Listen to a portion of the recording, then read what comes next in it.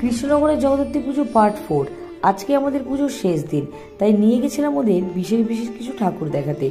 প্রথমেই গিয়েছিলাম বাগাডাঙ্গার বাগামাকে দেখাতে। অন্যান্য জগদ্ধাত্রী প্রতিমার নিচে শুধুমাত্র সিংহকে দেখতে পাওয়া গেলেও বাগাডাঙ্গার বাগামার নিচে দেখতে পাওয়া যায় সিংহের সঙ্গে একটি বাঘকে। এই প্রতিমার ওজন কৃষ্ণনগরের অন্যান্য প্রতিমার তুলনায় সব থেকে বেশি।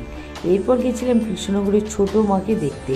ছোট মায়ের ডাকের সাজ দেখে মনোমুগ্ধ হচ্ছিল ওরা সকলেই। কৃষ্ণনগরের জগদ্ধাত্রী প্রতিমার অন্য এক বৈশিষ্ট্য হলো এই ডাকের সাজ। এই ডাকের সাজ দিয়ে এই মাকে অপরূপ সাজে সাজিয়ে তোলা হয় এবং দেখতে লাগে অপরূপ সুন্দর। তারপর আমরা সকলে মিলে দাঁড়িয়ে খানিকক্ষণ আড্ডা মারলাম, খাওয়া দাওয়া করলাম। ফুচকা, এগরোল, চাউমিন, এত কিছু খাবারের মধ্যে ওদের সব থেকে মন কাড়লো এই মথুরা কেক। এবং তারপর আমরা দেখে নিলাম আরও কিছু কৃষ্ণনগরের বিশেষ বিশেষ ঠাকুর, যার ডাকের সাজ এবং রূপ মুগ্ধ করছিল ওদের। ওরা বারবার বলছিল এত সুন্দর প্রতিমা দেখতে হলে হয়তো কৃষ্ণনগরেই আসতে।